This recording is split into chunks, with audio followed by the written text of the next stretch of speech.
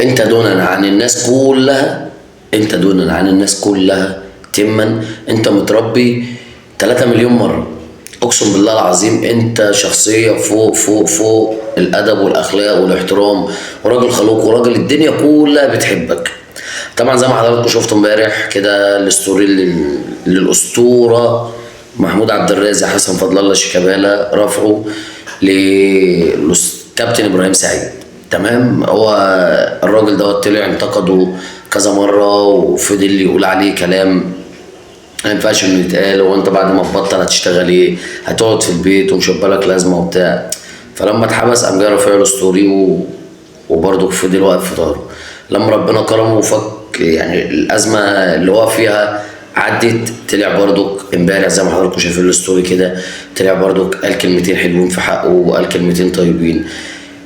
شيكابالا واحد من انظف الشخصيات اللي جت في تاريخ كرة القدم وفي مصر عامة. شخصية مشهورة وشخصية كبيرة وشخصية لها اسمها في مصر تما، مش في كرة القدم بس، في مصر في أي مجال وفي أي حاجة معروف مين محمود شيكابالا. تمام. هو إنسان بسيط قوي من مدينة النوبة، حاجة كده جمال ما بعده جمال مدينة النوبة دي. وربنا كرمه وجه على القاهرة هنا، لعب لنادي كبير بحجم نادي الزمالك وبقى بس زي ما انتم شايفين كده أسطورة، أسطورة حية محمود عبد الرازق شيكابالا. شكرا.